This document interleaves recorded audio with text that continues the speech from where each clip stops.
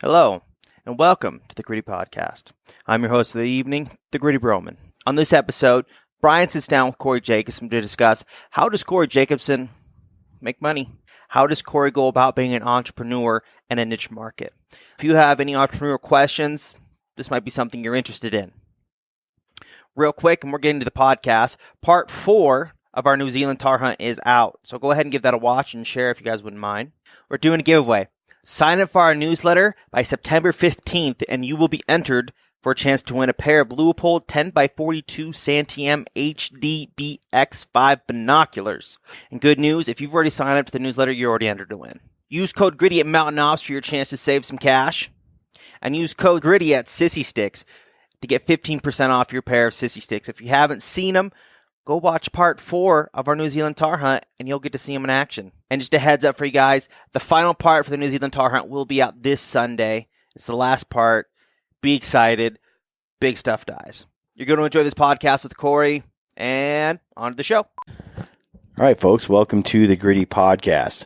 I'm your host, Brian Call, and I'm here with Corey Jacobsen. In a luxurious hotel room? Yeah. Not the first time we've spent time in a hotel room together doing podcast. It is nice to sit down with you, Corey. I enjoy conversations. You say that like you're surprised. No. It is actually nice to sit down with you. Yeah, it's not a drag like I thought it was going to be.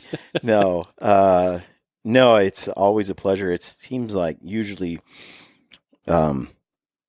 we don't have a lot of time to hang out, especially if you're on a hunt or something. Yeah. You're hunting. You know, if you're at a show, trade show or something, you're doing the trade show. An hour time slot. Hey, let's sit down and do a podcast. Yeah. You don't get a visit. So it's nice to actually sit down and visit. There's been a lot of gold drop this afternoon outside the podcast. So yeah, it's very it's interesting to get your perspective on things. You know, you've been doing the hunting industry for a while, longer than me. Your father has been deeply involved. Yeah. You got to hang out with Will Primos back in the day. 1993, 94? That's when I graduated from high school. Yeah. 93. Me too. I was in high school. Well, it was actually right after I graduated when I met Will Primos, and he flew us down to Albuquerque, had dinner with him, got to hang out. It was pretty neat. So, you know, here we are. We're both in the hunting industry, producing content and things like that. And here we are, we were talking about it offline. I want to get into running a business because I do too. That sounds like a fun thing to do.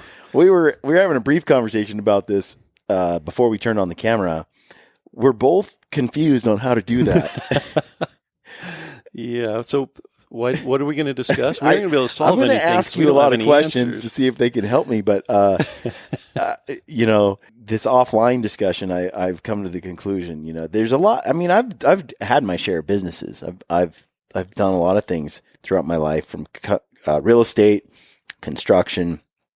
You know, one time I owned with my brother-in-law Bryce, we sold coral, live coral. Wow. We had like 5, probably, I don't remember how many, 3, 4, 5, like 1,000 gallons of salt water flowing through a system.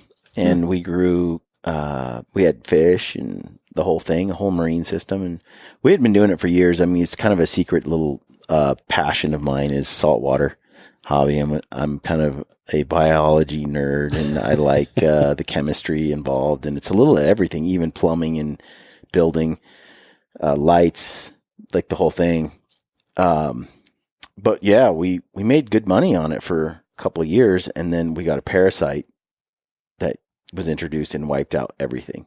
And that's about the time I was like, you know what? I am done making money off of living organisms. Too vulnerable. Crops, like Anthony would grow crops, you know, farmers, livestock breeders of all. I'm like, bad idea. Mother Nature will crap on you. All it takes is one sickness or one issue and you're financially ruined, you know. But real estate's the same. I mean, you have cycles in that yeah. ruin a lot of people. The hunting industry, you know, weather's economy when economy goes bad. So I don't think there's the perfect answer there. Corey, I'm trying to work something here. I'm trying to have some hope. No, let's talk about the hunting industry specific, since we're both in that right now. And I think a lot of people wonder, how does Corey Jacobsen make money? So we have to go way back in time, I think, to really dive into that one. But I got into the hunting industry on accident, and I have a degree in mechanical engineering. We've talked about that. I worked in the computer industry and had a great job, made good money, had Isn't that lots how you of met vacation Donnie? time. Yeah. Donnie and I met at work. And Oracle? Micron. Yep. So I started there straight out of college. I grew up in a logging family, so loggers don't make a lot of money. So I grew up nobody went to college and graduated from college with a bachelor's degree. So this was all uncharted territory for our family tree. And I come out and I get offered a job at Micron making as much money as I ever dreamed of making, and vacation time and benefits. I was paying $90 or something a month for full benefits. Yep. And, it was cush. It was perfect. Mm-hmm. And then after a year or two, I realized I hated going to work and I hated being at work. And I would watch the clock But all it's day so long. prestigious. Oh, yeah. It was great going to meetings with managers and people coming by with buckets and just dumping stock options on your desk. Yeah. And, it was great, but I hated going to work. Yeah. I literally dreaded, I'm not going to say I was physically ill, Mm-hmm. but the day drug on. I was so tired. I'd just sit at my desk and watch the clock, and I was like, I can't believe it's only 8:40 a.m. How am I going to make it to lunch? I think there's a lot of people listening right now that are really relating to you at this moment. I hope so.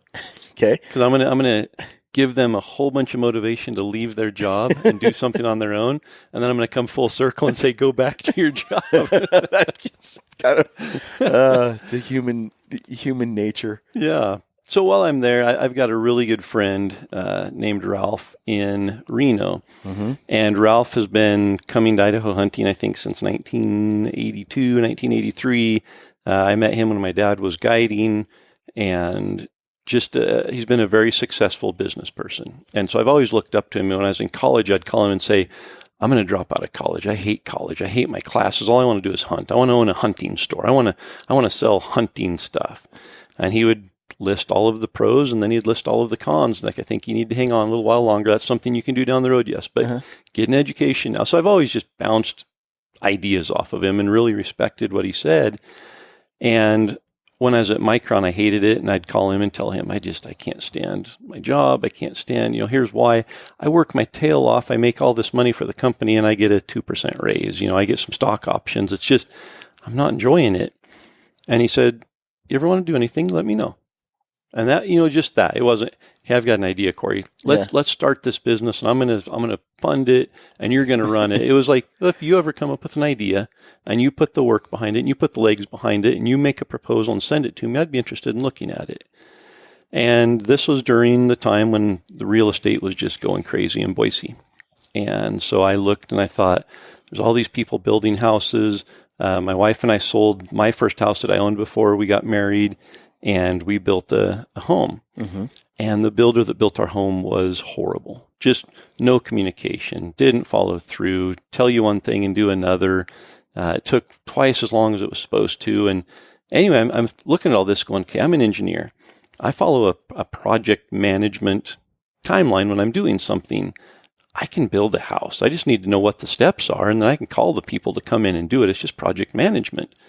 And so I called Ralph and said, hey, what do you think about this? I could do this, and I know I could find out what to do here. I've never built a house, but I could manage a project.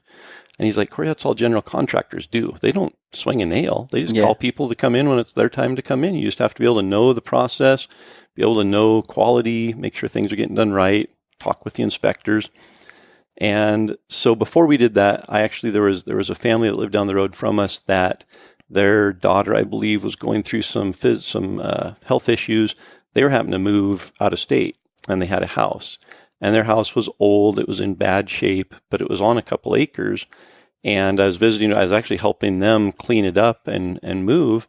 And they they said, we don't know what we're going to do with our house yet. We've got to figure all that out. And I said, well, is it something you'd be interested in selling? And they said, well, yeah, we want to sell it, but we have to fix it all up. And I said, well, what if you sell it to me as is? I'll fix it up and then sell it. And I mean, it literally was that kind of a conversation. They said, yeah, this is what we want for it. I signed the agreement with them. The way that it worked out, I had the house fixed up, relisted, and sold before I had actually closed on it with them. I never actually closed on the deal. The person who bought it literally bought it from them. I got the difference in what we had agreed to. Nice. And I thought, there's real estate's the way to go. So I called Ralph and said, hey, I want to build a house. I want to build a spec house. I want to build a house. I design it. I build it, and we list it for sale. And he said, okay, here's the interest I'm going to charge you. Here's how we'll do it. Here's my take on it.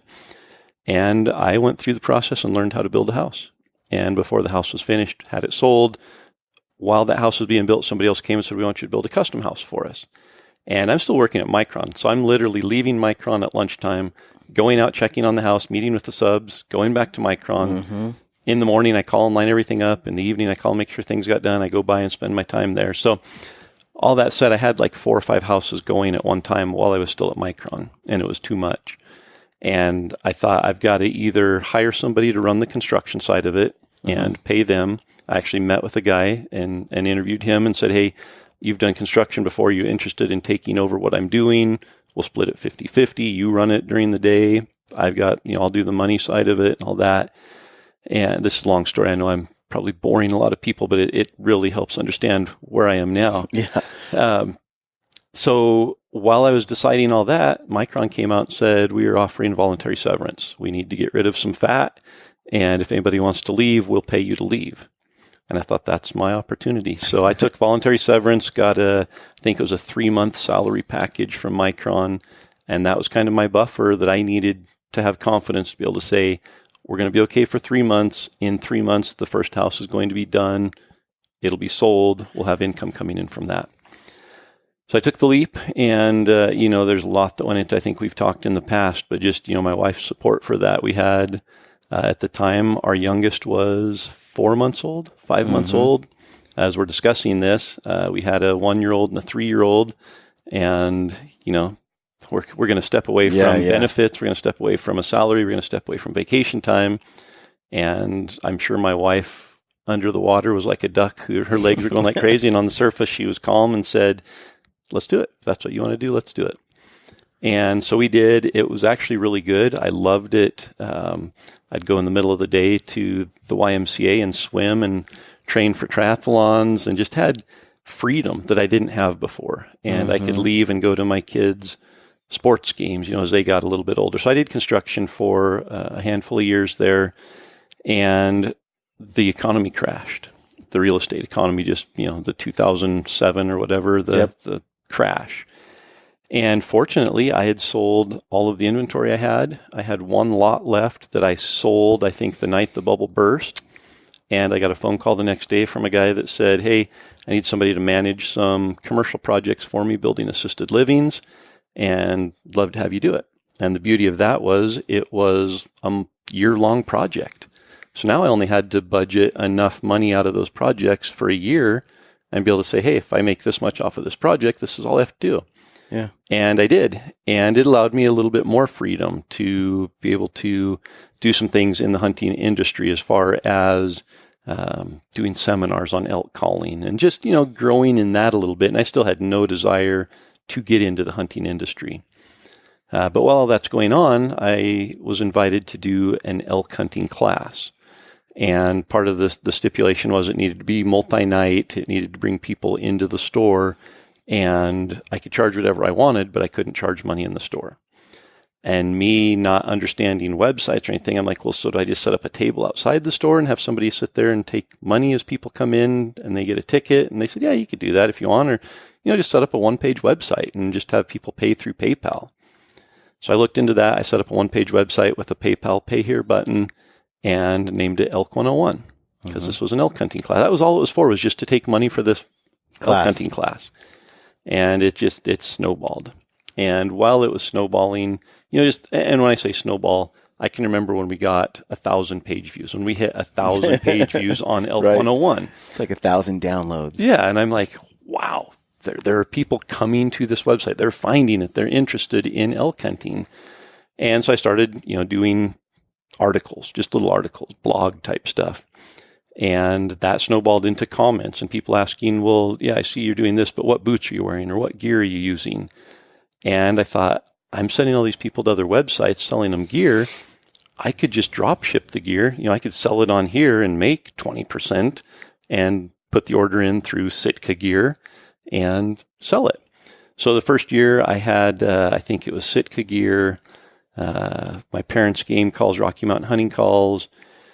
And I don't remember, there may not have been another product that first year. And I got into drop shipping. Mm-hmm. And so I would literally take the order, get an email. I would forward the email on. And after 3 or 4 months of doing that, I swore I will never drop ship another item because the customer purchases it. They pay me. Mm-hmm. I send an email to my parents or to Sitka or to whoever it was.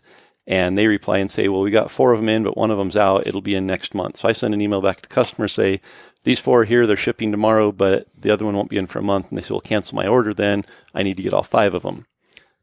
Yeah. So I'd have to send them the money back. I'd have to cancel the order. Sometimes it already shipped. It was just a nightmare logistically trying to. Because you don't have authority over the inventory. No. And you don't know what the inventory is. And you didn't pre-purchase it because that would take a huge sum of capital to have that stuff in stock sitting there ready to sell. Yep. Totally. So drop shipping wasn't the way. And this was back in, I'm talking 2008 time frame, 2007, 2008, somewhere in there.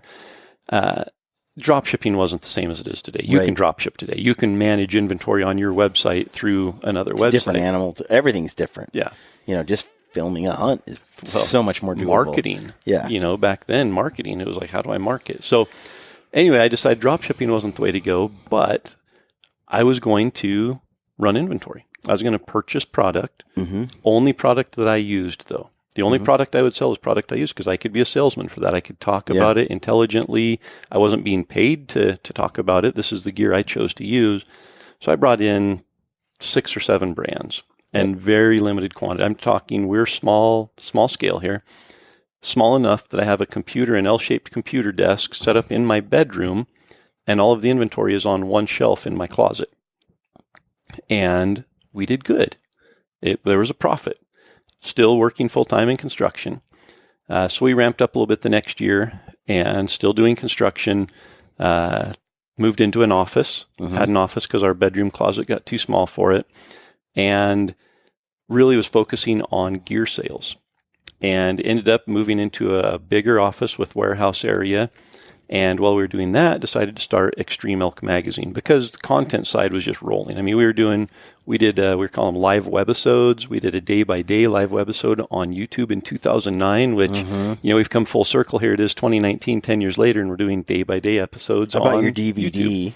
Did the DVD, that came later. Okay. So we'll get to that. Okay. But started the magazine, and, so now I'm doing content in print. I'm doing content on the website. I'm selling gear. And started realizing these are 3 different businesses. They really are. I've got sponsors on the website that are paying a little bit. I think the first year I charged $250 a year to be a sponsor on Elk 101. And, people were asking for analytics. So I had to have Google Analytics hooked up. And so anyway, this whole metamorphosis of doing something by accident, and now I'm seeing, hey, there's opportunity to make some money. So the gear sales, I'm making, I think we're averaging 20 or 24% profit on gear sales. Those are increasing. Now we've got the magazine that we're selling for $20 a year subscription. Let me interrupt for just a moment.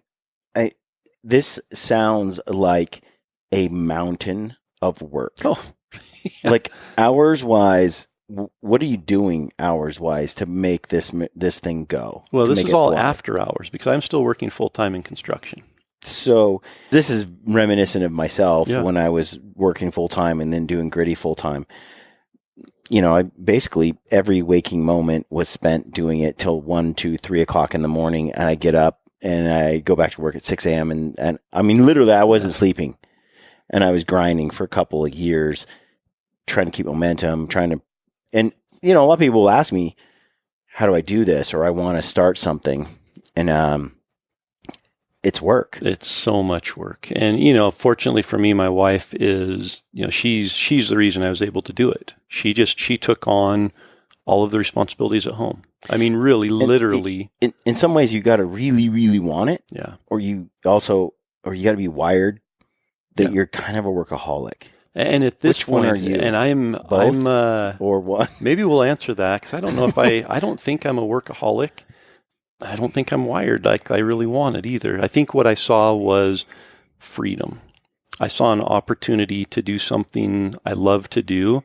And now I was able to prove there was a revenue stream that could be attached to it. It was still small. And that's why I'm still working full-time in construction during this time, is there was no way I was going to be able to support a family of 5 just off of what we have coming in. But I also started at that point seeing, if I leave construction, that gives me more time to put into this area, or to focus on this, or to bring in more inventory of this.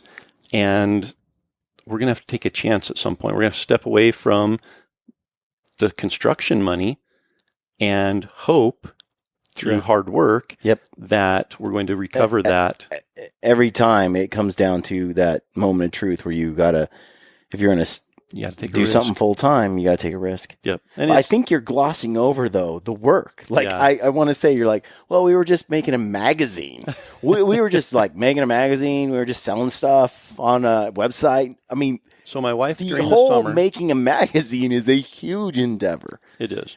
Selling product and having inventory, shipping, absorbing the orders, processing, that's a huge deal. It was. Having an online presence, huge deal. Like all these things together, they're ridiculous. So we didn't have employees. My wife initially was the one who came in and filled all of the orders. So she would get up in the summer when the kids were at home. So we have 3 kids at home in the summer. She would get up at like 5:30 and go in and work until 9 or 9:30. I would stay home and then come in right about the 8:30 or 9. She would be finishing up. She would go home with the kids, and then I would work throughout the day. When it got busy, June to August, when gear sales really picked up, she would come in again in the evening and box up orders. So the next morning she wouldn't have as much to do, or at least she could get it done in the 4 hours she had. And so that transitioned into hiring somebody. So we hired somebody to take care of the gear side because she was now managing all of the subscriptions for the magazine. So she's at home in bed at night at 9:30 until 11:30 at night, typing in manually all the subscriptions into a spreadsheet that we would then use to mail out the magazines every other month or every quarter. So yeah, I mean, it was literally, I mentioned having the office in my bedroom. I had to move that out because I was sitting there until 1 o'clock in the morning realizing I saw my kids at dinner and that's it today. The work's there at home. There's so much work to do. The work is never done. I couldn't pull myself away from it. And so I had to force myself out of the home and get an office far enough away. But then it turned into, I've got to go back to the office tonight and back and forth. And so it was tough for a long time. It was a lot of sacrifice. A lot of sacrifice. And that's one thing I wanted to also touch on is we're telling the same story. Like I had an IT job. I did construction on the side. We owned a huge chunk of land that we were getting ready to put like 12 row homes on. 2007-8 came along. The housing market crashed. Like we're in lockstep here. I worked from home, 2 days a week, 3 days a week often. I was able to work on Gritty a lot because I was at home. I had negotiated things at work so I could really dive into the podcast. All of a sudden, something that was just a labor of love turned into something that was generating solid income to the point where I could leave my existing job and actually do the podcast full time. It was going to be a pay cut, a difference. But I was working 2 jobs at the same time, and Gritty was consuming everything along with the other job. When that job and then I just wanted freedom. I didn't want anybody to tell me when I had to come in and when I had to leave. I didn't want anybody saying you only have 3 or 4 weeks paid vacation. The rest of the time you got to be here. I wanted to take a whole month off and go somewhere if I wanted to. The job presented to me ownership and freedom, and it came with a tremendous level of responsibility and work. And while I was sacrificing time with my kids, my wife, sacrificing time. I wasn't going to the ball games. I wasn't going to the concerts. I wasn't going to the parties. I wasn't going and doing these things. I was working in my walk-in closet with a computer. While I'm doing that, my buddies and other friends are off doing life and enjoying life. Yeah. And thankfully, I was surrounded by some very supportive and good friends, and friends that were very much like, you know what? I'm not willing to do what Brian is doing. I don't want to do that. And so whatever benefits he gets from that, I'm not going to resent him over it because he's doing the work. I'm not. But I did have some friends along the way and people along the way who were like, I want what you have. But they weren't sacrificing the time with their wife. Yeah. They weren't putting in the hours. They weren't grinding all day, all night. They weren't learning new skills on the computer. They weren't doing all this work to make, let's say, extreme elk be a thing. But they wanted half of what I made. How did you come across that? How did you handle that? No, and it's, I think I've been fortunate. I think there's always that insecurity of it'd be nice to have a partner. Mm-hmm. It'd be nice to have somebody else that shares the workload, but then you have to share everything else too. And so I've stayed away from having a partner, in the business. My wife is my business partner, mm-hmm. but I recognized at a certain point I've got to hire employees, and that's the way that it's going to have to be. I'm going to have to pay them. Mm-hmm. I've got to be the one that puts in all of that work. Because nobody's going to care about it. No employee is going to care like the owner does for it. Mm-hmm. And so I recognized early, I guess, that I've got to, first off, I'm going to be the one putting in the work. I'm going to be the one creating the relationships with sponsors and maintaining those relationships. I'm going to be the one that is stressing 24/7. And that's that. If there's one thing I think that I didn't foresee, it was the 24-hour workday. Mm-hmm. And it doesn't leave you. And when I was at Micron, even in construction to a degree, right. You check out, you go home. You don't worry about it. You can wait. Everything's going to be there tomorrow. And I think I was an employee working for an employer, and mm-hmm. It was their headache. I just showed up and did my 8 hours work. That's all I was asked to do. And when I left there, I didn't carry that burden of ownership home. That is alluring. That is a very tempting. And I'm not saying it's wrong either, but it is a tempting mode of being. Oh, yeah. Because, you just go to work, put in your hours, and then when you leave, you leave. I would go home, and I belonged to my family from 5:30 at night until 7 o'clock the next morning. And it wasn't just that I was there physically, I was there. Yeah. And I can't say that now. I can't. I mean, yes, I get to go to all my kids' sports events. I'm physically there. But while I'm sitting there, I'm thinking, oh gosh, tomorrow I have to do this. I probably need to go back to the office tonight when we get done here. And there's just all of a sudden a continual stress clock going. But Corey, I mean, let's be honest here. I agree with that, but I also feel like, I hear Dave Ramsey will talk about being an entrepreneur and going out and doing these things. And I've even, I work a lot with Mountain Ops. Casey and Jordan are good friends, like brothers to me. And these guys, they're reluctant, let's say, to hire someone or work with someone who has a full-time job like a Micron, but is doing like hunting business on the side. Yeah. Because let's face it, when you're all in and the chips are on the table, you act differently. Yeah. When you're hungry and if you don't deliver, you don't eat, that creates you're right, it creates a constant level of always being tuned in and focused on like Elk 101. Yep. But it also gives you that hunger to achieve that you're not going to achieve if you're at Micron. Yeah. So what do you want? Do you want meaning and hunger or do you want to like coast and have no drive and responsibility? Yep. That's the question. What do you want? And I think I'm not saying no, and it's really, I think I've come full circle. Not that I've made a decision which one I want, but when I was at Micron, the days drug by. They were so long. It took forever to get to 5 o'clock. I mean, I would take a break in the morning. I was guaranteed a 15-minute break, I would take that 15-minute break and I would watch the clock. And I'm like, I'm not going back to my desk until that 15 minutes is up. And I'd reluctantly go back to my desk and I'd sit there and be like, okay, lunch is at 11:30. I've got 2 hours. How am I going to make it 2 hours through this? I mean, I wasn't You're putting in time. Yeah, I wasn't passionate about what I was doing. I knew there was no way I was making it to age 65 sitting there doing that. So, I left for the freedom, for the hunger. And Ralph, I credit him. He's the one that gave me the platform to be able to be an entrepreneur, to be able to leave and enjoy that freedom. And he said, fear is a great motivator. Because I was just telling him, I have three little kids. I don't have insurance for them. What do I do about that? What happens if I don't make money? And he said, the fact that you're asking me these questions tells me you're going to be okay because you're worried about it. You're scared. And fear is a great motivator.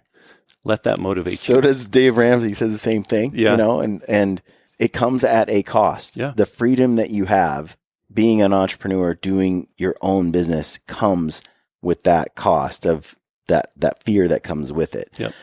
But I worked in the IT industry for a long time, and I watched, there was 250 of us or so that worked at a company, and I watched 230 of them get fired overnight, and all that business moved to India. Yeah. I got to stay, but I watched that whole, people had been there 20 years that were working on this pension gone. So I think it's also an illusion to believe that there's security in these things. There's nothing secure. And so when I feel like a lot of anxiety because of the business I run and what I'm doing, I also remind myself that the other mode of being is also an illusion. Totally. And it does come with the boredom and lack of meaning that I can't abide. Yeah. And now on the flip side, though, now as a business owner, there's not enough hours in my day. I look at the clock and I'm like, no, it's noon already. I just got started. And so, it flips now. I can't get done the things I want to do. And so that creates a level of stress that I didn't have before. And stress is unhealthy. I'm not saying, oh my gosh, I'm stressed out to an unhealthy point, but there are days where I crash emotionally because the stress, that is just 24 hours, you carry that with you. And so there's that side that's now a downfall or a downside to it. And so it's definitely, you have to balance it, and you have to find a way to balance the freedom, to balance the responsibility, to balance the income, all of these things. And I think that's something you just learn through experience. I like where we've gone with the conversation, but I want to bring it back, and I want to get into this a little bit later, what we're talking about, because I think there's a lot more to delve out of your mind here. But I want to get back to the tactical side of this. How does Corey Jacobsen make money? Yeah. So where I started with that was I still had a full-time job.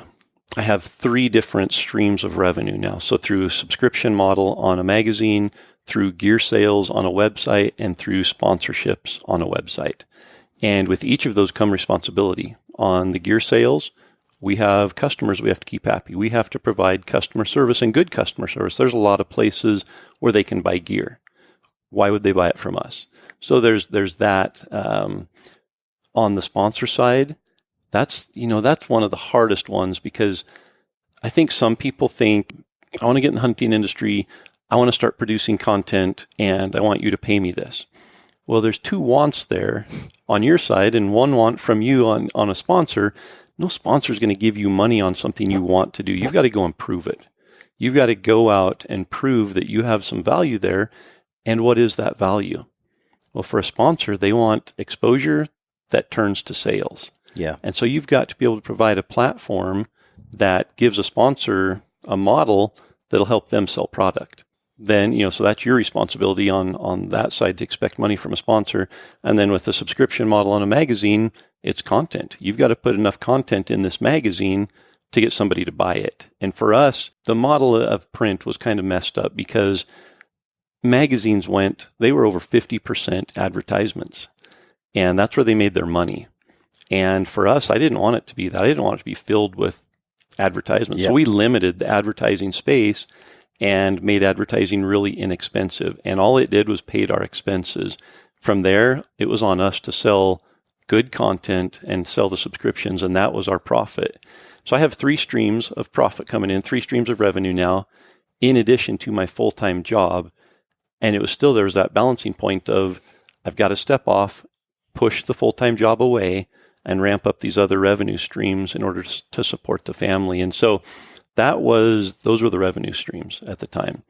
I realized that a magazine and gear sales were 2 completely different companies, and I'm sitting here trying to manage both of them, and I made the decision to sell the gear side. Mm-hmm. Well, with that was the Elk 101 website, because the gear was sold on Elk 101. So I sold Elk 101 and the Elk 101 store, which that took 2 revenue streams away. So your online content, basically your Elk 101 content, as well as the gear elk101.com, as well as the sales, the store that went with it. So sponsor revenue for the website, gear sales but for you the still store. have a magazine. Have the magazine. So our intent was to run that full time. Mm-hmm. And we did. I focused all of my efforts on that, and it was successful. It provided enough of a revenue that I could survive. Mm-hmm. I won't go much beyond that, but it subsistence living. Yeah, it wasn't as good as construction, but we were making it, and my idea was to continue to grow it.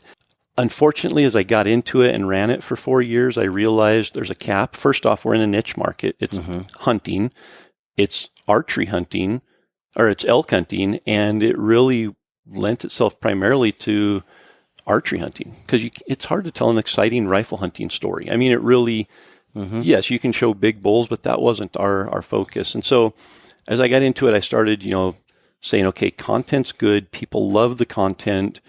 There's a cap though, and it's a subscriber-based model.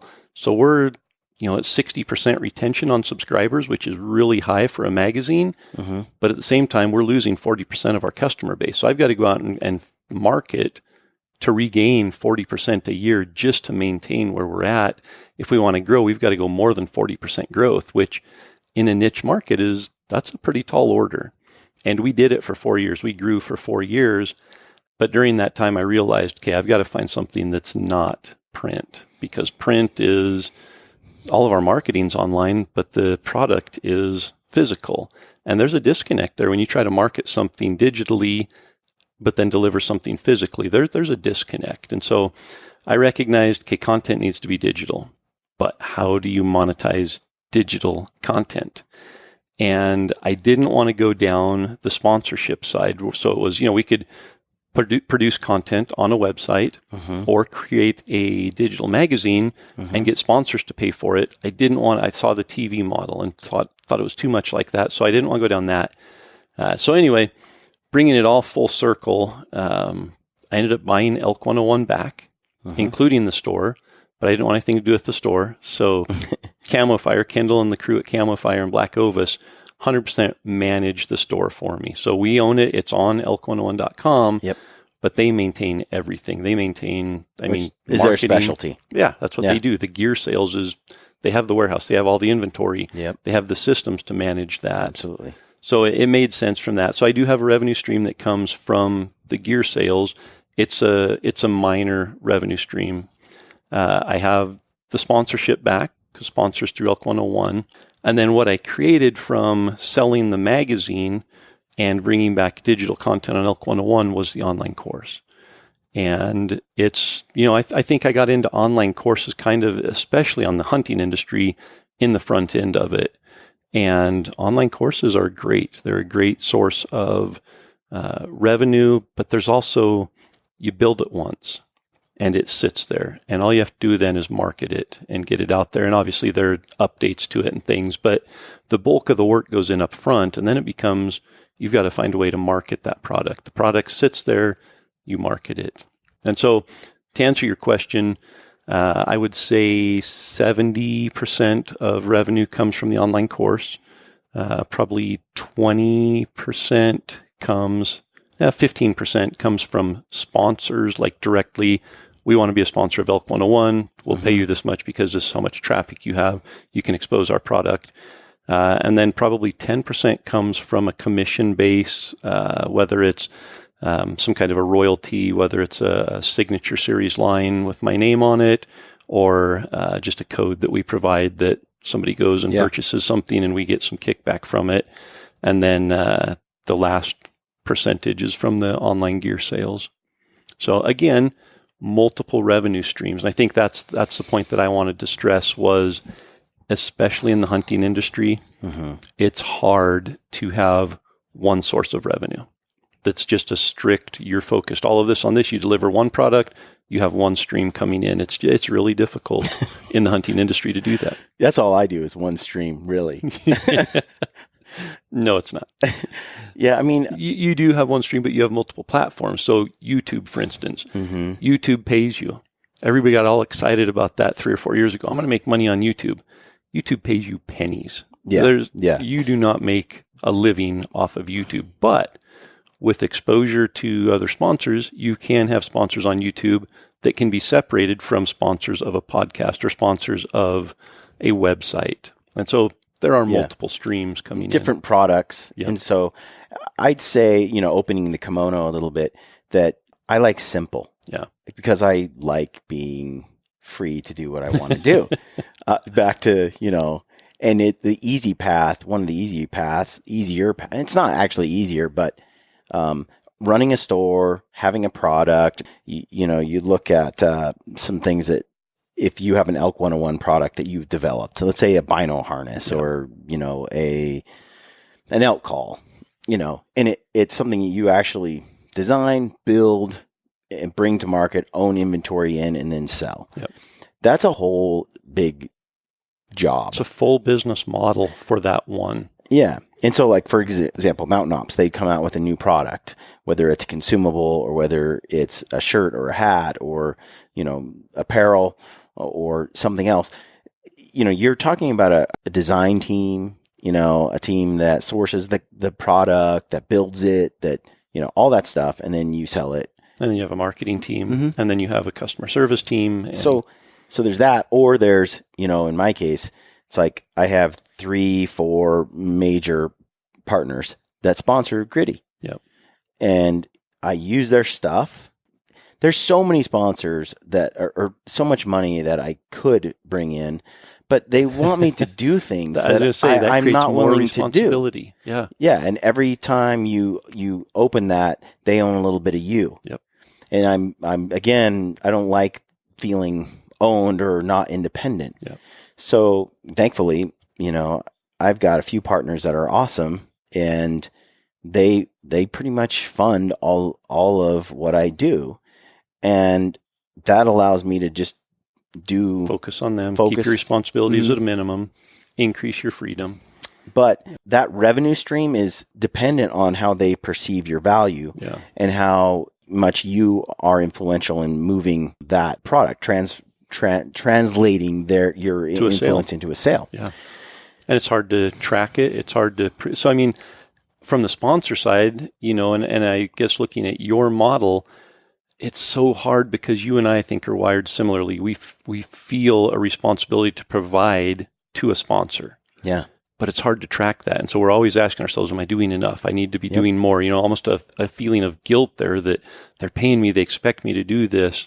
There's a burden there that comes with that. Absolutely. And it's interesting because, for example, I've been on some hunts where a company has hired someone to film and produce a whole movie around it. And they're getting paid thousands per day. And then there's the fees afterward to produce. And before you know it, a film costs $40,000. Yeah. Right. And then I'll go on a hunt and I'll film it myself. I'll produce it myself. These companies don't pay me to do that. I mean, they pay me as a partner, as a sponsor, but they didn't pay me, $10,000 to film it that week, and then they didn't pay me $20,000 to produce it. I do it. They wrote you a check on January 1. Yeah, said here, this covers us as a partner through the year. Yep. And then I go on the hunt, and then there's photos, and there's discussions about it. There's podcasts about it. There's all this stuff, and then there's a platform at which I distribute it on, which is my own platform. Yep. So my own YouTube channel, my website, my podcast channel, like all that stuff goes out. If a company hires someone else to do all of that, it gets to be really expensive. Yeah. I was just going to say, and you doing it on your platforms probably get twice as much exposure as what that company does, producing it and paying 4 times as much to put on their own put it on their platform, their own YouTube. Yeah. Absolutely. So it's a win-win when you break it down and how much it costs, because to hire a cameraman and to produce a film is sometimes just ridiculous. Well, and again, these companies, they usually don't have in-house cameramen and in-house production, so they're paying an outside third source to do that. So yeah, it gets really expensive to create a product or a marketing piece of content to promote their product. So I feel like, but again, it goes back to that model. And that's pretty much how I have an income through Gritty, is I produce content that I think is valuable, that I hope is valuable, that I want people to value either for entertainment reasons, motivational reasons, inspirational reasons, whatever it is, tactical know-how, knowledge, it provides a value. Yeah. And as part of that, I'm partnered with companies that I think also provide value. Yeah. And when people go and they support those partners that I have, it's a win-win for everybody, because people listening, they're learning, they're getting motivated, whatever it might be. And then they're buying products that are valuable and useful that help the partners that I have, which helps me keep doing what I do. And it works. Yeah. Plus the product that consumer is purchasing is beneficial to that consumer too. It's not like we're trying to sell something that is hot air to them. We truly believe in it. Stuff we use. Yeah. We feel that it will benefit you if you buy it. So, I mean, yeah, it's kind of like But I like the idea of having an income stream on a product that I've created myself. Yeah. That is independent of all partners. Yep. And that's where the online course for me, that is the foundation. And that's where my focus is, because that is, partners could come and go. Economy could go bad and partners could decide we just don't have the marketing budget this year. Yeah, and absolutely. The economy can go down some, and then they're like, you know what, we're cutting a bunch of people. Yeah, I don't like that. I don't like being in that position. So for me, that's where my security comes from. That's my focus, is that product, and I have to. These other things definitely pull away from that in some degree. I have to take time and effort and energy out of that product, away from that product, and put into sponsors. Put into doing things for the online or the online store, the gear sales. So I have to be really careful about keeping the right balance there. And it reflects in the revenue stream. Back to liking simple. That's why I like coupon codes. Yeah. It's like type in the code. If you're going to go buy it, it gives I always have a code that has some kind of discount associated with it. Otherwise, why would you use it? Unless you really like the show and so you want to support it, so you'll use it. But in general, the coupon code is there to pass a saving onto the person that's listening, that's a fan, and then I get paid because they know for each, I get a commission off of each sale. It's a measurement tool. Yeah, and so it works really well because I don't have to. I just do the show and I get paid for whatever I sell. It's not like you're saying to a company, "Hey, I just want X dollars." You're saying, give me X percentage of the sales I bring to you. Yep. And it works really well. It's a really clear and concise relationship. And it puts the burden on you to have to convert. Yes. And so I like the how clean that is. But we talked about that too. There's some problems with that because you're reliant on them being honest about how much you sell. Yeah. Because you don't have visibility into that. How many people use the code. And I think for the most part, I mean, that... I don't suspect that as being I was going to say, nefarious. You and I don't have that because of the relationships we have with our partners. Yes. But it's definitely something that you don't... Somebody getting into it. There's trust. You don't have control. You rely... Exactly. Yeah. You don't have the control. And then there's the whole, how many times does someone use a code when... There's multiple codes. Right. Like how much product do you sell, let's say, at a retail shelf? Or a code that maybe they use your buddy's code on his show, instead of your code, even though they heard about it from you. But at a base level, the code does say, boom, this gives you a good idea. This gives you a good foundation. Who's directing the most traffic? And I talked to Randy Newberg last year and we were talking about how he is generating income for everything Randy does. All his platforms. All his platforms, which are multiple, mind-boggling. But and Randy was saying, Brian, I use a lot of codes because it takes out all the mystery. Yep. It's like, boom, here it is. And I think that there's a lot of value in that. So we've tried to generate some more revenue that way. That way I don't have to spend a lot of time convincing someone of my value. And I was just going to say my comment about the economy going bad and sponsors pulling money back. When you have a code and they can see, hey, Gritty has been consistently doing this, he's going to be one of the last ones we decide we can't partner with this year because he's proven what he's able to do for us. Yeah. But it's tough because you can only really run a code where companies don't have a retail presence. Yeah. If you online. Yeah. So it's got to be a direct consumer company. Yep. Because, if you're, let's say Hoyt, for example, and you're selling bows in bow shops across the nation, our buddies at Wild Arrow or Triple X, with Corey Miller, or my buddy Phil Mendoza at No Limits in Denver, like all these guys, they buy all this inventory from Hoyt, put it on the shelf, and then they sell it. So what happens when Hoyt goes, hey, Brian, you can offer a 20% discount for everyone who buys a Hoyt bow. Well, all those retailers get screwed because they're not a drop shipper. Mm-mm. They bought the inventory. It's theirs now. And they can't sell it for a 20% discount because that's their profit. So that means the number of companies that can offer you a code to use is very limited. Yeah. It's really those direct to consumer type companies that allow that model to work. Yeah. So, having a blend seems to be what makes sense. So Sitka's a real awesome partner of mine. And dude, I love Sitka, always have, and I can rave on about it. There's no conflict for me whatsoever. And Sitka is able to, I don't use a code with Sitka because they can't. They're in Cabela's, they're in Sportsman's, they're across the world. And so that's not a direct consumer model. I can't issue a code for that. It would undermine all of their retailers. And that's not their goal either. Their goal is brand exposure and brand awareness, which, they know they're getting from partnering with you. And so I do what I do, and and people get to know and hear about the product, and they're comfortable with what I do, and then I get paid for that, and then they get paid. They make money from selling Sitka, and it works. It works. But like right now, we've been working with our friend Bryce at Sissy Sticks, and we've got a code for trekking poles. And it's been a long time a couple of years since I've used a code of any kind. But it's nice because it's like, hey, if people buy the poles, then I get some payment for that.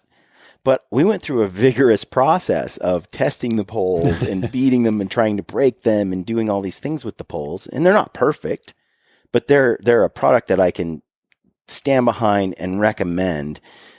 And I think it's beautiful because it helps a hunting company, not Black Diamond or not a company that's trying to shut down hunting. Yeah. And so I really like that. And as a hunter, I can get behind that, buying a product that really supports an individual or a company that is a true blue, red-blooded American hunter. Yep. And so I feel like, so that's kind of cool to go down that road. And then we know how many people buy it, and we know what kind of influence that Gritty has in a direct-to-consumer model. Yep. But building a product and selling it, that adds value. So Elk University is, the online course, that is your baby, and it truly changes and helps impact people's ability to kill elk. Well, and the nice thing about it for me is maybe I'm too much of a worrier and have too much of a guilty conscience to rely strictly on the sponsor or partner model. But if my product isn't good, people aren't going to sign up for it. Right. And that's on me. I have to create something that is worthwhile. And I'll tell you, in 3 years of doing this with over 20,000 members, we've had 3 people ask for a refund. And I track that, and I have their names. I know who they are. And it's, I take it that personally that those 3 people I let down. Yeah. And, for the most part, they had valid reasons. But at the same time, That's a very small percentage, That's pretty good. but I still take it personally. Why did I let those 3 people down? Why were they disappointed? And that puts it on me. And Yeah. I like that responsibility because I can, I feel good at night that these people are paying for it and they're happy with the product. And on the sponsor partnership model, I have partners too. But we have very clearly defined what my responsibilities are so that I can feel good, because I'm like you, if there's no way to track it, I'm continually worried. Am I doing all they want me to do? Am I benefiting them to the point that they're paying me for? Yeah, absolutely. So a product definitely helps bridge that. And you're diversifying those revenue that's streams. Exactly. It's like it's a just stock portfolio, it's good investment business. portfolio. Yeah, some real estate, some stock. You're dealing with different forms of income. When one market's not doing well, the other can still carry the day. Yep. So it's nice to have that. So now you're cranking along, okay, and you have your revenue stream through your main focus through the online course. Yeah. How's it going? We've been incredibly blessed. Just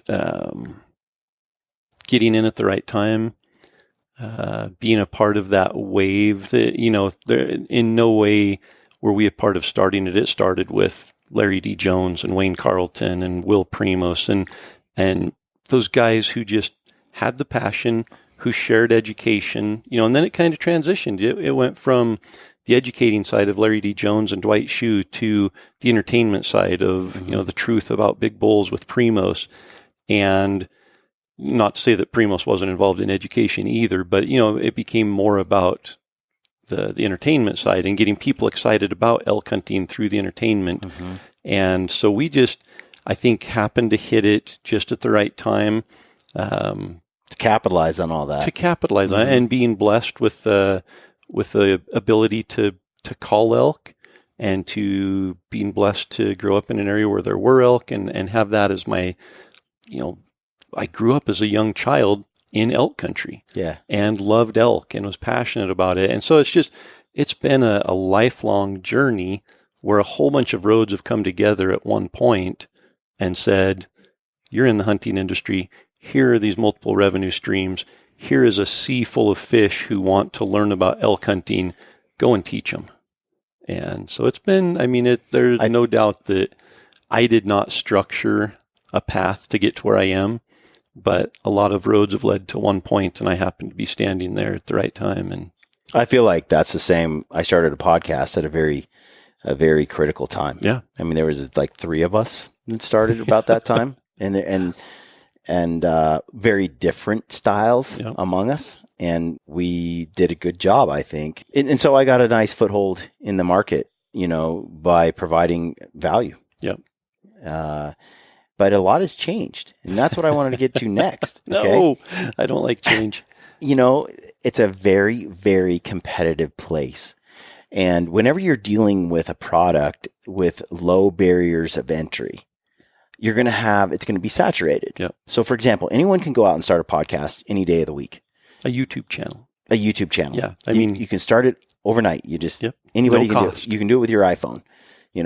Instagram is one of those things. Yeah. For example, anybody can start making Instagram stories. Like, you don't even need a computer. You don't need anything particularly. You don't need to be talented. You do have to be compelling, or people won't watch. In some degree, though. But and we could go off on a huge tangent here about Instagram fame and all of that. But it saturates so quickly now. What I'm saying is when you're dealing with a something that has very low barrier to entry, meaning there's not a cost, a big financial investment to get in. Like, if I want to be the next Yeti Coolers, I got to have billions of dollars, right? But if I want to be the next, Instagram story king, I could conceivably you just need 8 hours start a day doing on an it. iPhone. Yeah, I could start cranking, right? And so that market can get saturated. If you want to start a podcast, very easy. Anybody can grab their headsets, they can grab their gear, they can start having interviews, they can start having interesting discussions, bring value to people.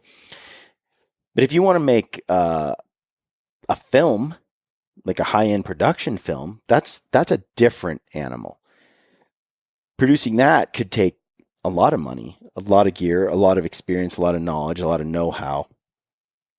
Producing Elk 101, the class, online course, that is a serious, I mean, you had to take all of your personal knowledge and experience, pour it into a digital format that was consumable and easy to understand. And the thing that I've, to go on that exact point, the thing that I've understood the last couple of years that I didn't understand before was how difficult it is to translate your knowledge and experience into something somebody else can pick up and learn from. We talked about this when you were doing it. And when, and I was like, yeah, let me know how that goes, because I don't think anyone's going to buy it. I mean, that's what I told you. You did not. I more or less said that selling a digital product like that is difficult. Yeah. But we also talked about, well, your research indicated that selling a product that educates is a lot different than selling an online $2.99 TV show. Yeah. Right. Yeah. You download, which at this time is very common, right? It's like $2 and you can on VHX or $10 and you can download the show, or you can download it through Vimeo or whatever, right? People are trying to figure out how to monetize these channels in a digital space. Yeah. Turns out, really, in my opinion, it's free on YouTube, and you've got to make income in an indirect way. People don't buy entertainment the same way that they used to, right? Especially younger generations. Totally. It's all free. They get it free. Yep. So why are they going to buy it when they can just have it on Amazon Prime or Netflix? So you came on. I think the education side, though, is the difference. Yes. Because and there's education out there. There's education from other resources. I think fortunately the path that I've been on has allowed me to gain some credibility. And I say that very gratefully and humbly, just being involved with elk calling contests from a young age and building a resume through that, and being born in elk country and being able to hunt from a young age and building a story of success as an elk hunter. Those are things that I don't take for granted. But I think those are things that give an educational platform some credibility. Right. There's somebody from New York who's hunted elk 3 times and killed 1 elk could put together a course that is probably more quality than mine from a external perspective, from, as far as flashier and has all the tools and everything. But to be able to say he has that information and the experience and the knowledge maybe isn't there. It goes back to a discussion we had when the camera was off. I can bring on a cameraman that doesn't know how to hunt and hasn't spent a lifetime hunting, and try to teach that person how to hunt. And I've done that. Yeah. And that's one way to do it. Or I can bring on someone who has vast years of experience and can hunt and kill and call and things like that. And then teach them how to use a camera. Choose your poison. Yeah. Like, which one is easier? And you gotta, it's for the product that I'm trying to produce in the film space, I don't necessarily need the lifelong cameraman and an editor.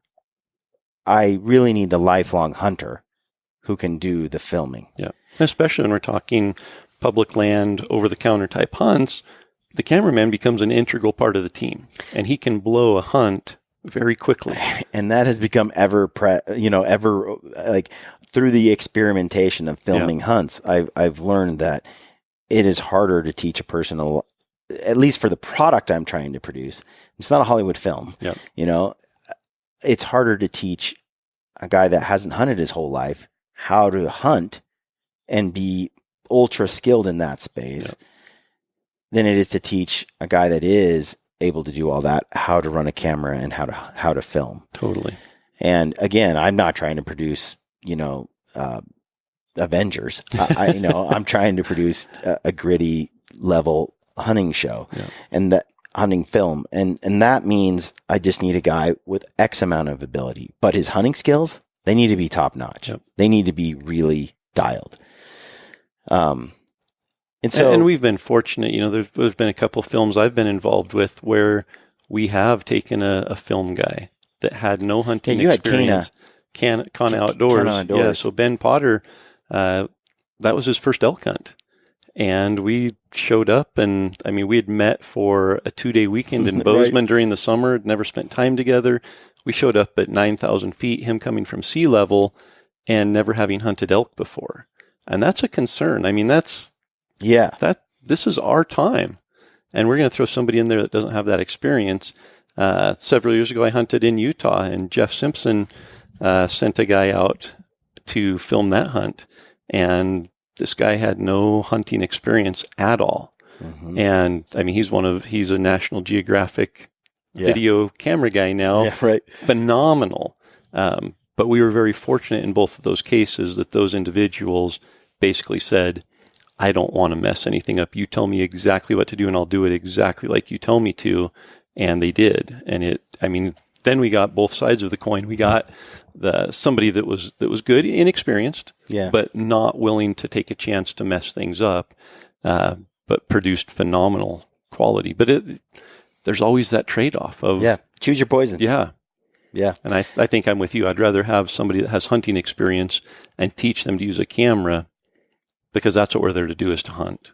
Really, at the end of the day. Yeah. Yeah. So I think this barrier to entry thing is interesting, because you did produce a product that no one else has really come out and produced to compete with you. There is no other elk online course that's at this level. There are a lot of podcasts about elk hunting. Yeah. There's a lot of discussions. There's a lot of articles. but there's not a complete end-to-end, this is how you do it type of course. Yeah. And for a beginner or an intermediate, even someone that's fairly advanced, it just walks you through the A to Z parts of it. And that is not easy to produce. No, it was not easy. It was a 9-month project of me sitting there focusing on that project. And you think 9 months, that's not that big of a deal. That's 9 months of taking 35 years of experience, distilling it, and putting it on paper. Really, obviously not paper, but well, I find that with a podcast, it's like people want to tune in and they want to learn. They also don't want to be bored. Yeah, you can't talk about the same thing every time. You've got to somehow package it in a way that adds value to them, but it also is palatable. Yeah. It's like my daughter. What's the top? What are we discussing in this podcast? Are we trying to encourage people to get into business in the hunting industry? Are we complaining about our woes of being in the hunting industry? No, I just kind of, I think, there's a lot to chew on here. Yeah. But at this point, Corey, it's very competitive in this space that we're in. How do you stay relevant? How do you keep producing valuable content like Elk Talk, the podcast? I listened to a few episodes here and there, but hold on, you haven't listened to all of them? I haven't. I've listened to every Gritty podcast, and you've not listened to liar. How many are there? 500 and some now? We're getting to 5, but so it's a very competitive space, right? There's a lot of people, providing these conversations. So how do you stay relevant? How do you? I don't know that I worry as much about. Obviously, yes, I worry about staying relevant, but it goes back to the previous podcast we did on, being humble and competitive and everything. I don't compete. Like Elk Talk podcast is a platform I have with Randy to talk about elk hunting, and that puts more awareness on elk hunting. Mm-hmm. It brings more people, hopefully, into elk hunting. It gets them excited about it. And then one day, maybe they'll sign up for the online course. And we don't even hardly push the online course on the podcast. We probably should, because it'd be a really natural fit there. But that's not the point of the podcast. Is for us to have an outlet to share our passion for elk hunting, right, and educate. And then through that, people will find Elk 101. They'll find the online course. It's out there. We get over 10 million page views a year on the website. Yeah, people will find it. I'm not worried about that. I don't worry as much about competing. If somebody else comes along, it's not taking away. But you were saying earlier that you will carry a bit of a fear. You know what I mean? Like you're always thinking about what needs to be done. You're always thinking about it's not like the old job where you could just leave it at work and go home. 24/7. It's 24/7. So what is that stress? yeah, like what is it if it's not, the stress of being relevant or adding value? Like what is it exactly? I have to go out every day and earn dinner. And that's what it is. It's at the elk calling contest this year, somebody came up and said, "Do you even get nervous anymore?" Like, I'm more nervous this year than I've probably ever been. And they're like, "You've won 10 or 11 times. Why are you nervous?" I said, "Nothing that's happened in the past matters today. Today's a brand new day. Right. And my past performance bears nothing on the outcome of today's results. I have to earn everything today." And I think business is like that. You can't sit back and say, "I've done it. Now I can just sit back and let it feed me forever." Every day you've got to earn it. And so that for me, comes that's with a the certain stress. level of stress. That's It what I'm does. trying to say. Like Yeah. I'm trying to ask about because I experience it. Yeah. It's that hunger, but at the same time, do you want to trade that in for the Today's probably not For a good day to Micron? ask me. you know what I mean? Watching the clock to Yeah. okay, it's 15 minutes and then it's lunch at such and such. I mean, I would love to have a few days So where I what do looked you- at the what do you- clock and it was like, the clock is going slow today because it just seems like time is going so much faster. so what are you saying to people that they should leave Micron or stay at Micron? Right? Like what is it in Corey Jacobsen's mind? I think they're going to have to decide that on their own. I think I wouldn't trade the path that I've been on for just about anything. Mm-hmm. The experiences for me, the real success of the business comes from being a tiny little part of somebody else's success. So for me to get a message on Instagram and a picture of somebody in their bowl saying, "Thanks so much for creating the University of Elk Hunting. I went through it 3 times. This is my first bowl. I'm so excited. I'm addicted. I'm hooked for life."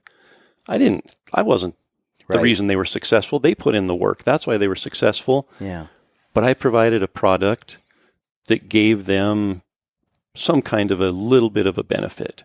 Yeah. And contributed in a small way to their success. And to be able to share in that with them, It is somebody else being super rewarding. it's somebody you're else not- being successful as an elk hunter. I don't have to compete with that. Yeah. It's not like, "Oh gosh, they killed an elk and I didn't. Now I'm not as good of an elk hunter." Right. I'm not competing there.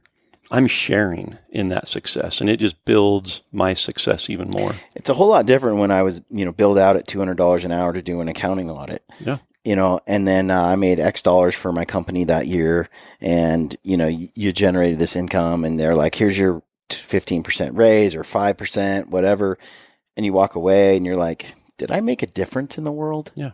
Did I change someone's life? I made this corporation a lot of money, but I don't know what I do today. I feel like every day I get messages like that, and it does fulfill me in a way that the other career path never could. Yep. But it does come with Price. a price.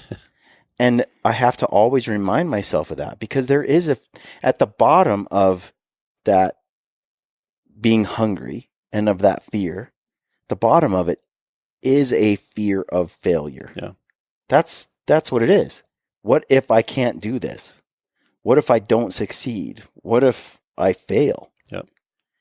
That's really what keeps you going all the time. That and in some ways that's part of it. There's the other side, like I want to make a difference in people's lives, but there's also the fear of failure. Well, there's multiple streams of revenue, and there's multiple streams of motivation. Right. It's a nugget of wisdom there. oh man.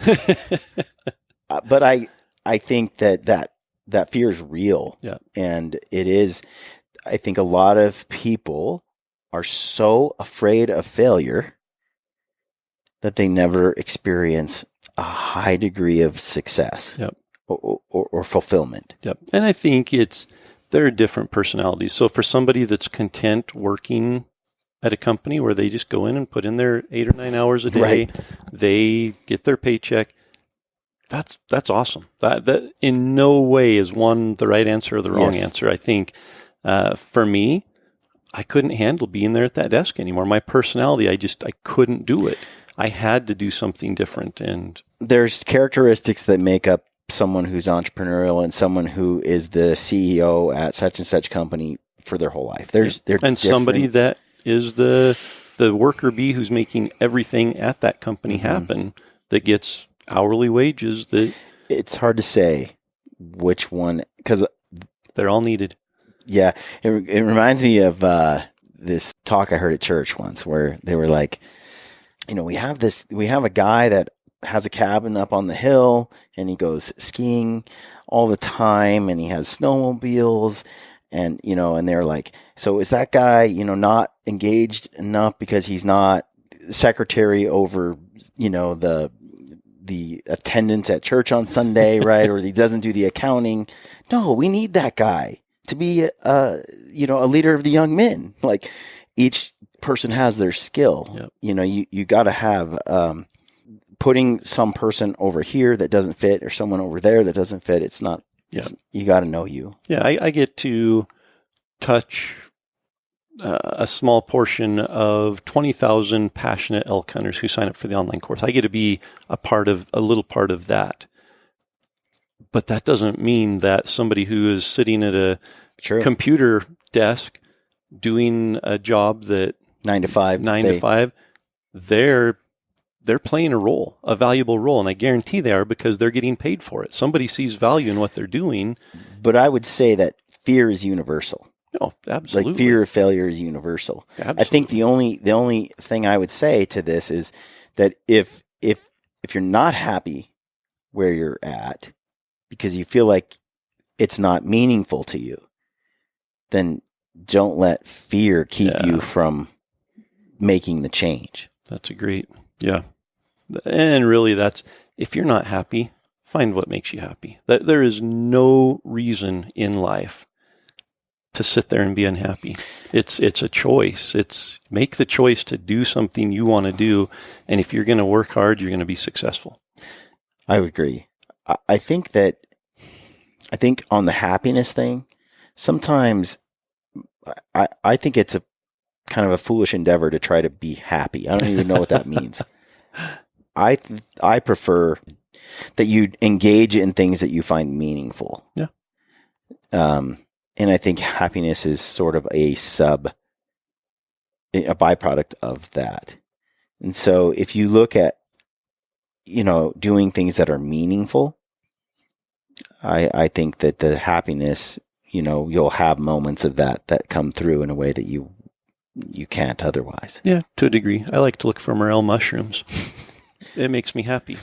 There's not a lot of meaning in it. I mean, that's true. Okay. But no, I do understand what you're saying there, that it's not going to be the salary that makes you happy. Yeah. It's not going to be the vacation time that makes you happy. It's not going to be the cost that you pay for insurance that makes you happy. You got to be passionate about what you're doing. You got to want to go and clock in at 8 o'clock in the morning. And, whether it's you putting food on your family's table is the motivation. But at the end of the day, if you aren't happy, there's something somewhere that will make you happy. And it goes back to what you were saying, Brian, of there's got to be meaning in it. You have to find some purpose in what you're doing to feel happy about it. Yeah, I agree. I guess I can agree with that. I think we're saying the same thing. Yeah. You came from the top angle, I came from the bottom. Yep. Well, Corey, I think we can wrap this up. That's how Corey Jacobsen makes money. Did we really even talk about anything? Yeah, we covered it. We covered it. It changes every day. I have to get up and lace up the boots and earn dinner that day. Well, and right now you're giving away a truck. I don't know how the math works on that. You better have a lot of people engaged in this process. Otherwise, you just bought a truck. So we did buy a truck, and it's an expensive truck. And I looked at it, and I thought, okay, last year we did this promotion. We gave away $30,000 in gear. And our partners provided the gear. We just gave it away, so it didn't cost us anything. And we benefited from it. This year, we teamed up with Mountain Ops, and we bought a truck. And we gave away a whole bunch of sampler packs and bottles. The only way that math works is with quantity participation. Exactly. I mean, that's it. Yeah. You got to have a lot of people get involved. So, folks, if you like Elk 101 and you like Corey Jacobsen, don't make them choose between that. That's conditional. just do it Just because just do it whether you like me or not. Yeah. I don't know, man. It's hard. It's a hard sell if they don't like you. I know. They would have checked out by now, unless they're a real hater. For a limited time, when you sign up for University of Elk Hunting online course, you basically get an entry to win the truck. The elk truck. You don't. You get 20 entries. That's what I said. 20 entries. 20 entries. So it gives you a 20x chance of winning the truck. And but let's take it one step farther. Uh-huh. We talked about codes. Yeah. Let's do a gritty code. Yeah? Yeah. I like that. So not only will they save $20 when they sign up for the online course, they'll also get 20 entries to win the truck. So they're getting the value of the course, they're getting the value of the discount, and they're getting the opportunity to win the truck. See, folks, that work? I like that. Yep. That's use the code GRITTY. Business in motion right there. So when they go and sign up for the course, they use the code GRITTY. Use code GRITTY. Save you $20. Okay. We'll activate it today. Yes, I like that. That is excellent. And then they can go to elk101.com/truck to see all the details of that. Yep. When they go to Mountain Ops directly and they buy Bugleberry, the new Bugleberry Ignite, which is actually quite delicious. It's like pina colada berry, kind of. It's good. They also get entries for that too. Yeah. So for every $5 you spend at Mountain Ops, you get one entry in the elk truck to win the elk truck. And it's for 1 month. It's for September? Just the month of September. Yep. And honestly, I've had 3 guys come through that I've met personally that have won the trucks, when Mountain Ops does these things. And it's pretty neat to be in a position, to give away a truck. Oh, yeah. That is a bit of a meaningful, rewarding. It's pretty cool. Especially when they show up and they're really of the dirt poor variety. Which, I'm driving the truck right now, and I'm a little bit hesitant to have to give it away. I mean, it's a nice truck. It is pretty neat. So, yeah, get fueled up for your elk season. Cool, Corey. Yeah. Thanks, man. No, thank you. Folks, thanks for tuning into the podcast. We appreciate that. Leave us a review on iTunes and comments on YouTube. We always appreciate that. And we just want to say thanks for tuning in and stay gritty. Stay gritty.